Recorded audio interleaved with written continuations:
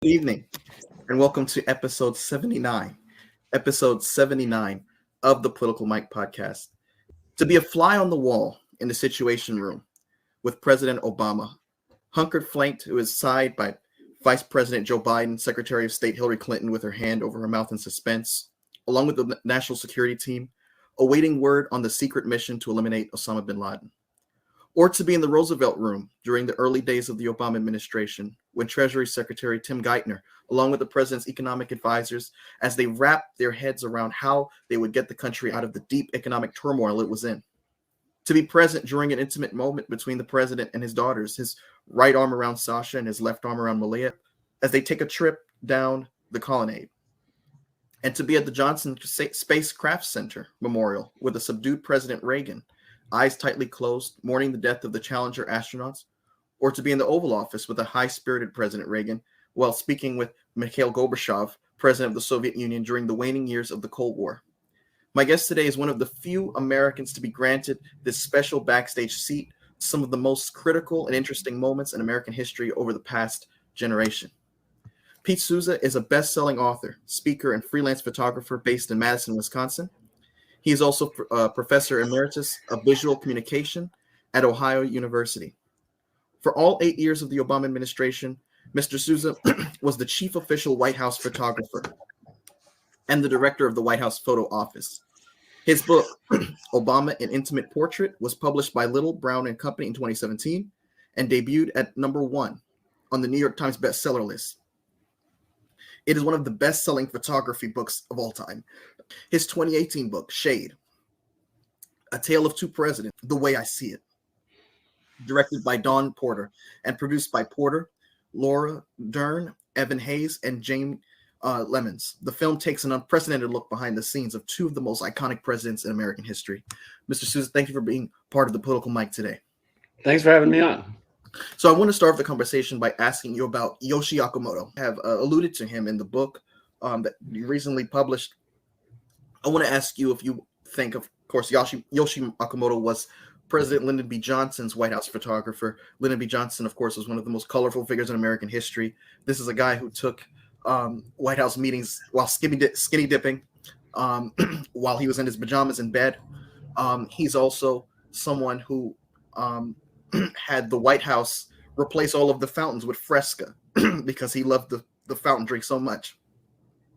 Do you think you were given as much access to President Obama as Yoshi Okamoto had to President Lyndon B. Johnson? I mean, I think for the things that mattered. I mean, President Obama was not somebody who had meetings while he was skinny dipping or had meetings while he was in the restroom or, didn't have meetings when he was in bed. So I don't have those kinds of photographs of President Obama, but in terms of his presidency and his family life, I think I did have the same kind of access that Okamoto had. So do you remember the first photo that you took of President Obama in which it was abundantly clear that this is a man who was obviously aged because of the job? I think that certainly anyone who becomes president and is president for 8 years, ages in the job. I think President Obama was in his late 40s when he started the presidency, and it would be natural for anybody to grow older during those next 8 years. I mean, his hair got grayer, but other than that, if you saw him today, he is as in good a shape as anybody, his age, despite having the stress of the presidency for 8 years. So could you describe, you were a fly on the wall on some of the most crucial decisions in recent years. What was it like to be in the vicinity, in the room, during the Osama bin Laden raid? And if you can also shed light on the kind of atmosphere that was present when the economic advisory team was meeting and coming together to address the different public policies that they would put forward to get the nation out of the economic turmoil it was in during the early days of the Obama administration. Well, let's start with that first. I mean, one of the things that about dealing with the economy is there's no easy answers to get things back on track. Because if there was, it would have been done before he took office. And so it's a very complicated economy that we live in, as we're seeing right now. Right. There's not like a simple answer where the president can snap his fingers and suddenly, inflation is lower. That's not the way it works. So there was varying viewpoints on some of the things they could do to try to right the economy. And I think the stress of that is that you don't know which is the right lever to push. But he tried to think things through. And one of the reasons why he had economic advisors that didn't always agree was because that was a healthy way to present him different options. And I think that he realized that the best decisions he could make would be the ones to put the economy on better footing in the long term, not just, the next month or something like that. And so, those were decisions that he made over the course of especially that first year to try to get things back on track. In terms of the Osama bin Laden raid, that was a different kind of stress. Mm-hmm. Because once making the decision was a difficult decision because they did not have 100% proof that bin Laden was even in that compound in the first place. Right. And then those of your listeners that study history know that in 1979, or 1980, I guess it was 79, Jimmy Carter launched a rescue operation in Iran to try to rescue our hostages, and it ended in a complete disaster with helicopters crashing and I think that was Operation members of the military being killed, and it, and in some ways caused Carter to only have one-term presidency. So this was a risky operation, and I think that he made the decision that he made, even though some of his advisors thought it was too risky. He went ahead and did it. And then as the raid is playing out, all those guys gathered not just guys, but there were a couple women. Mm-hmm. All those advisors gathered in the Situation Room, watching the raid as it happens. They're powerless. These are decision makers, and in the moment, it's completely up to those special forces guys on the ground. And so there's a completely different kind of tension and anxiety because it's happening right before your eyes, right, on whether this is going to be successful or not. And so some of the moments you captured weren't all as intense. I recall on page 51 of your latest work, you have a picture of one of the members of President Obama's inner circle, Brian Musteller, holding up a mini basketball hoop in the doorway to the cabinet room while the president takes a shot. The ball's in midair. Mr. Munsteller has his eyes shut, bracing either the ball to hit him or the ball to just go through the hoop and avoid hitting his face. Could you shed some light on the backstory behind that photo? Well, yeah, that was so for a while there we had that that basketball, that little mini basketball hoop attached to above the doorway, not permanently, but where it would stay by itself. And I think Brian thought it was not presidential to just have it sitting there throughout the day. And I think that this was a case where, you know, President Obama had come out into the outer Oval Office, which is the area right outside the Oval Office. And just as a habit, you know, would like to take a few shots with his, you know, with the mini basketball. And so Brian held it up. So that's kind of what was going on. So as part of the president's entourage, you've had the privilege of being able to spend 1,442,242 miles flying with President Obama on Air Force One, which is the equivalent of circling the globe over 58 times. So what was your favorite experience overseas with the president's entourage and why?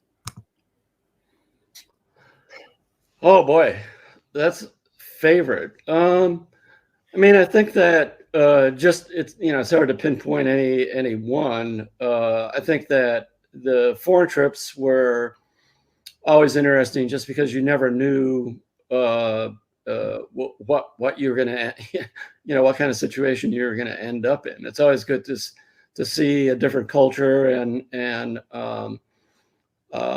experience things that you don't experience in the U.S. The security is often they often tried to hinder my access overseas, and you know, and I always had kind of a game going with the foreign security and trying to get past them when they would try to stop me from, you know, getting in the room or something like that. Mm-hmm. But you know, I just think in general it's hard to pinpoint any one time that was you know my favorite per se. I just liked going. I liked going overseas just because things were different. I didn't like going overseas because it meant that we're going to have really super long days and not a lot of sleep. So some of the pictures, a lot of the pictures, I should say, involve children in the White House, children of staffers, children who were engaging with President Obama in one way or another, and you were able to capture these moments. Particularly, I'm thinking about the son of one of the longtime Obama staffers, Nicholas Tamarin, who was seemingly just learning how to walk, and he's straddling his way into the Oval Office. There's, of course, the picture with the young African-American boy who is touching President Obama's hair, who President Obama bent down and let him pet his hair to see the same texture on the president's head as was on his head. Could you elaborate on some of the access that some of the children had of staffers and other children to President Obama and to the Oval Office during this administration's time? Yeah, I mean, I think he encouraged his staff to bring their kids to meet him. You know, you mentioned Nicholas Tamarin's, who was a young kid walking in the Oval Office. His dad, Nate Tamarin, had been an aide with President Obama starting during his state Senate days. So he had, you know, Nicholas's dad had gone way back with then State Senator Barack Obama. And so, you know, he would encourage the aides that were especially close to him to bring their kids in to, you know, meet them. He also had this try to, when somebody was leaving the White House, even if they weren't a senior staffer, he would usually invite the family in to take a photo with the family, which is what the circumstances of Jacob Philadelphia, the young boy that you mentioned that was touching his head, that's how that circumstance came about. It was just going to be a quick family photo with Jacob's dad and mom. Jacob's dad was leaving the White House, and during that family greeting, Jacob, the young boy, had said to President Obama that his friends had told him that his haircut was just like President Obama's, and with that, President Obama bent over and said, "Go ahead and touch it," and Jacob touched his head. So that was like something that was not planned. Fortunately, I captured the moment, and a lot of people point to that picture as almost a symbolic picture of the Obama presidency. So were there any days where, being that you're working in the administration, for 8 years, obviously not every day had a big headline, newsworthy story that required a just as iconic picture to accompany it. Were there any days where you started the day not assuming that there's going to be any big news, and you ended up taking a picture that you believe will go down in history? It's going to be in the Obama Library. It's a picture that you were very grateful that you had the opportunity to take. Well, I think there are a lot of photographs that I think people are going to point to in years to come that I would have had no idea that anything was, that there was going to be a picture like that coming to work that day. I mean, we just talked about the Jacob Philadelphia photograph. Even though that's not a historic event, that photograph is so symbolic of his presidency. And it was just kind of one of those happenstance things that happen. So there are lots of days like that where you just didn't know. I mean, there are days when things would happen in the world that you didn't know they were going to happen until they happened. And in almost every case, some crisis that happens in the world or in the U.S. somehow affects the president of the United States. And those are things that you don't get advance notice when there's a tragedy or a world crisis. They just happen. Right. And so I'd say most of the photographs that that you might consider historic happen. I had no advance knowledge that they were going to happen. You also served in the Reagan White House during the last 5 years, I believe, of the Reagan administration. You came in 1983. There's a picture, and I even remember the documentary even highlighting it, where it took place because you were standing on this long mahogany table in the cabinet room while trying to take a picture of President Reagan and his cabinet. Could you share some the backstory behind that picture? And what was this was so I'd say that I think we did maybe 3 different cabinet photos throughout the Reagan administration, because oftentimes a cabinet secretary will stay 2 or 3 or 4 years and then leave. And this was a photograph towards the end of his administration when there were a lot of new cabinet members those last couple years. And so I was just looking to do something different, because I think the first cabinet room photo was in the Oval Office, and the second one was somewhere on the state floor. So I came up with the idea of doing it in the cabinet room, and scouted out different ideas. And I thought that I could do one at the far end of the cabinet room table and stand on the table.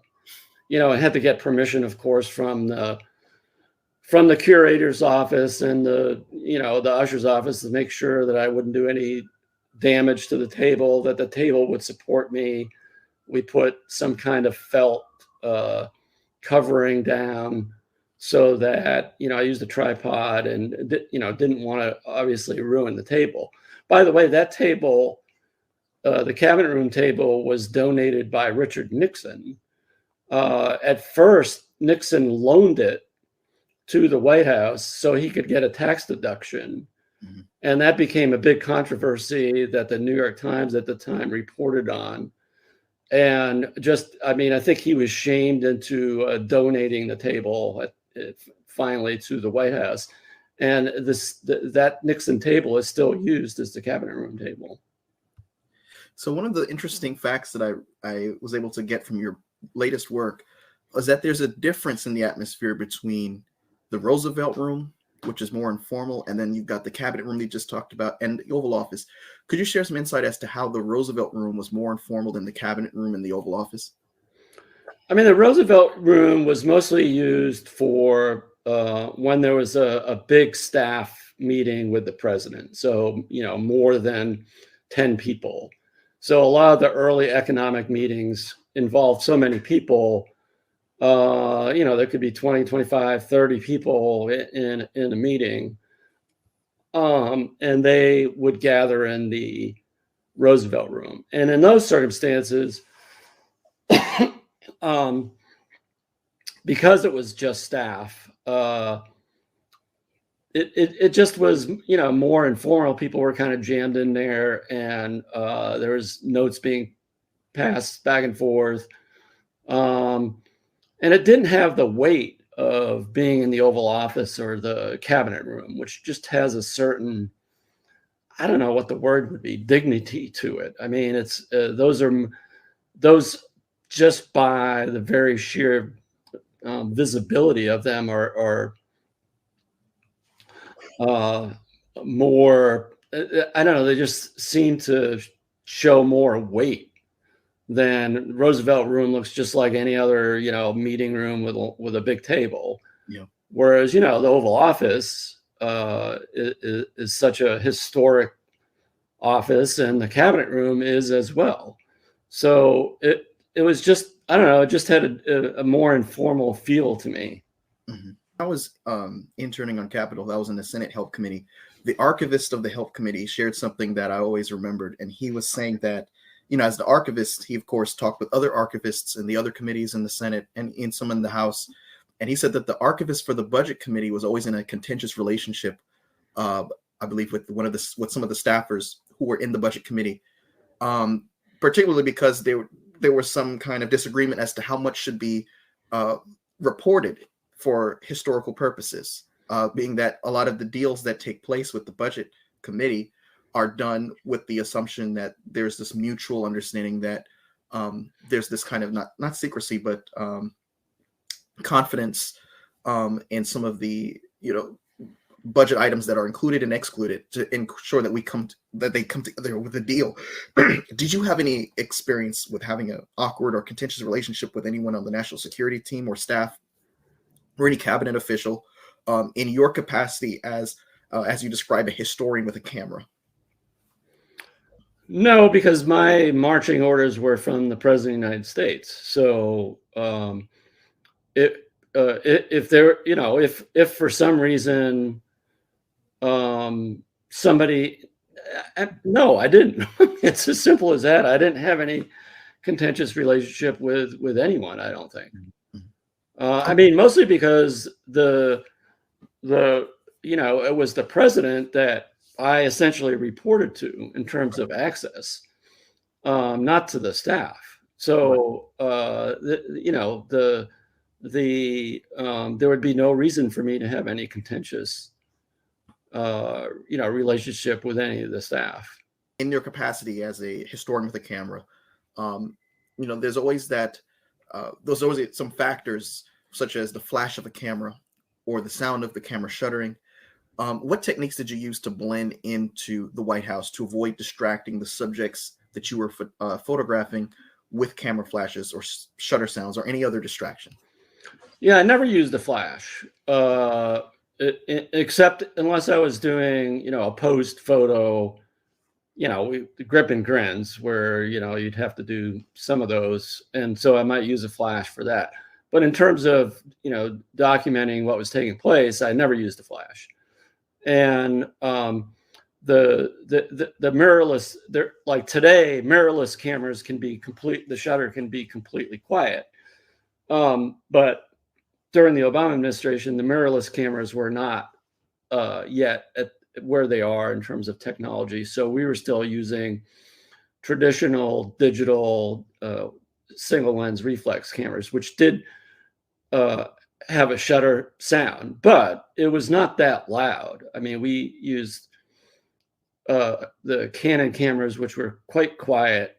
And so what I would do is not use it on, multiple motor drive, meaning I wouldn't go, click, click, click, click. I just do like one click at a time. So it was not that distracting, I didn't think. But I also had just a knack. I mean, President Obama talks about this in his memoir, that I had this knack for sort of being so quiet and unobtrusive and just almost making myself invisible. And that's just something that, I sort of learned to do over time. And, it's involves a lot of intuition on how to go about doing that. But, I became part of the presidency. I mean, it was, I was in every meeting and everybody knew that. And so, you sort of, people got used to it. And so that never really became a problem. Think of presidential pictures. I'm thinking about Harry Truman holding up the newspaper famously in 1948, Dewey defeats Truman. I think about FDR flanked on his left with Joseph Stalin, and to his right with Churchill. I think about Jack Kennedy and Eisenhower walking along, the White House grounds Camp David, as Kennedy is seeking advice with the ongoing Cuban Missile Crisis. Nixon, of course, with his 2 peace signs in the air as he's heading on Marine One to leave the White House officially as former president of the United States. Is there any picture during the Reagan administration and the Obama administration that you took that you think will go down in history 50 years from now, that historians will reference as one of the most iconic photos of those respective administrations? I have no idea. I mean, I think that the 2 during the Obama administration that that got a lot of attention post, after his presidency, we've already mentioned here today. One with, the Situation Room photograph during the Bin Laden raid, and the Jacob Philadelphia photograph, and then maybe the one of President Obama sitting on Rosa Parks's bus. But I don't know. And then for the Reagan administration, ironically, one that he's kind of not really even in is the picture of John Travolta dancing with Princess Diana. Very iconic photograph that most people are familiar with. And then, maybe the one of Reagan and Gorbachev walking to the limousine after the breakup of the summit meeting in Reykjavik, Iceland in 1986. But, I don't know.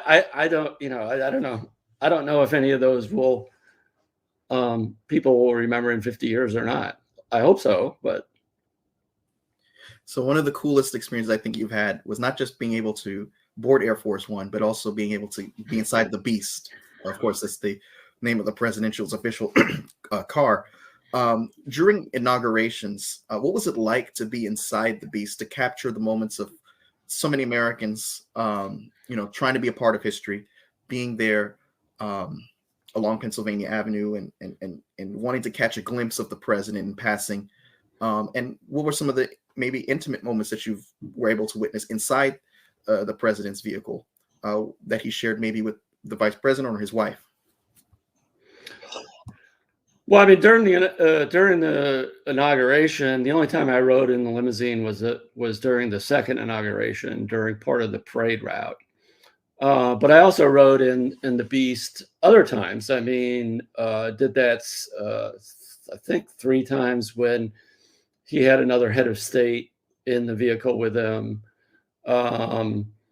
There were other times when I knew he was going to be making an important phone call on a motorcade ride, and I would ride in the limousine with him. Another time, a couple times when the vice president was with him. So in terms of, interesting things that happened when we were in the Beast, I mean, it was interesting on, Inauguration Day, because both he and Michelle were waving to people out their respective windows, and the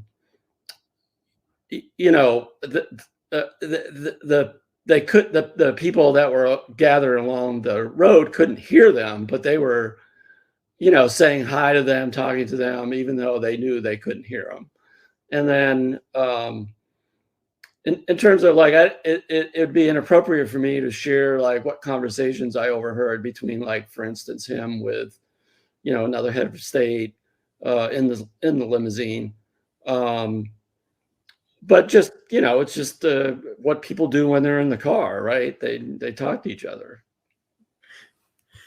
So, in light of the ongoing legal saga, Mr. Souza, surrounding the over 300 classified documents taken to Trump's Mar-a-Lago home, could you shed some light on some of the kinds of, could you shed some light on the atmosphere, rather, that was present at the White House during meetings where classified materials were shared, the seriousness of how the professionals who dealt with these classified information documents handled them?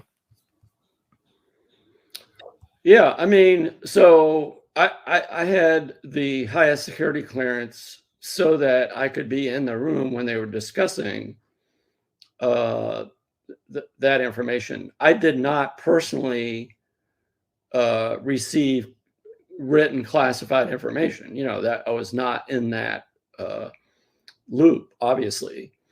But just there's a general practice, which is that if he was giving classified information, or the staff person who was giving classified information, if it was what's called SCI, special carmented information, they would read the material and they would give it back to the CIA or national intelligence guy. So it wouldn't, like, they wouldn't keep it and take it to their office or anything like that. So it's bewildering to me that anyone could end up like taking that material outside the White House. That's just unheard of. And as someone who is a historian with behind the lens, how do you feel when people, including the former president, attempt to essentially rewrite history with counter narratives, such as Obama was able to take White House records with him when his tenure ended? And also, if you could also shed some light on how you make the decision to transition from, just kind of being someone who reports on events through your Instagram and social media accounts during your years, to someone who's taking a more active role and actually expressing your sentiments about certain things like that? Well, let's take the latter first. I mean, I am a citizen first and foremost. I am no longer a working photojournalist. I don't cover political campaigns for newspapers or magazines. And so I sort of feel that, I have the right to say whatever I want because I'm not, a working journalist right now. And, in terms of, I'm just completely bewildered how someone can steal classified documents and take them home with him. These are like the nation's biggest secrets, and they're just like in a non-secure environment. And if I had done that, I would already be in prison, and so for a former president to do that I think is even worse. And if he's not indicted for doing this, then the rule of law means nothing anymore, and that is really dangerous for our democracy, I think. And so one of the pictures that stood out to me the most, and I said this picture just screams 1980s, is President Reagan in a discussion with his wife, First Lady Nancy Reagan, and Michael Jackson's in the middle, seemingly fading into the background, into the wallpaper almost. What is the story behind that? What were they discussing, and what was Michael Jackson's reaction during whatever that was going on? Well, I mean, the other thing is, like, if you look at that photograph today, you like, why is this pop star wearing a white glove. He's like wearing a white glove. And as you say, he looks like he's part of the wallpaper there in the diplomatic reception room. He kind of almost blends in. This was an event that was going to take place on the South Lawn. And usually the way that you walk out to the South Lawn is through the diplomatic reception room. So that's why they were in the room. They were getting ready to walk out. And it was for an event to highlight Drunk Driving Awareness Month or something like that. And Michael Jackson was going to get some citation from President Obama or, you know, something like that. And this was just, the Reagans were having a conversation. I don't even remember what it was about. And, you know, and Michael Jackson looks like he's just the bystander there. I mean, he just happened to be there where they were having this little discussion. It looks like Nancy was upset about something or other, but I just don't remember what it was. You know, and Michael's just kind of like, you know, the bystander almost. So in the lead up to the 2020 election, like a few days before, I remember President Trump had contracted COVID and he was admitted to Walter Reed Hospital. And you called the subsequent photos of President Donald Trump working from Walter Reed as, you know, staged. And you said that it was obvious that it was staged. Why is it important that the White House photographer not engage in staged photography? Well, because if you're going to stage a photo, then that calls into question any photo that you make public. You have to ask the question, well, is this one staged too? And so I think that's a really bad practice to stage a photo and then release it as if this is really happening when it's just done for effect. I mean, to me, that calls into question every single photograph that the White House would make public, because if it's so obvious that one is staged, then maybe the others are staged as well. And so, do you think that the fact that President Obama, because you mentioned this fact too, addressed the nation live only 3 times from the Oval Office, while President Reagan delivered a live address to the nation 29 times from the Oval Office, is attributable to the two presidents' wildly different styles. Of course, they were as different in policy as they were in style. Do you think that it's attributable to style, or do you think it was? Go ahead. Yeah, I mean, I think that it's not that President Obama didn't address the nation as much. I don't know how many times he did, but he only did it 3 times from the Oval Office, and I think that was more of a decision by the staff to put him in different settings. I mean, you sort of see President Biden doing that too, where it's not always from the Oval Office. And so I think they just chose to do it, like after the Bin Laden raid, he made the announcement from the corner of the East Room and the Cross Hall. There was another, when he announced the bailout of the automobile companies, he did that in the Cross Hall with the Blue Room behind him. And so I think they were just trying to look for different places to have him speak to the nation. And I think they thought, for him, he looked, I think I don't know who actually made this decision. I think they liked it better if he spoke to the nation while he was standing rather than seated at a desk. And what did your experience as a photographer for the Reagan White House and the Obama White House show you about how these two men handled being under pressure, intense pressure? Well, I mean, both of them had a couple of similarities. One was, I think they both had a pretty even-keeled disposition, which I think is probably a pretty good characteristic to have as president, because so many stressful things come your way and you don't want to be blowing up at every little thing. So both of them were pretty even-keeled. So I think that was important. Both of them also found time to get away. I think for President Obama, I think golf became important to him to golf. You know, usually golf on Sundays if he could.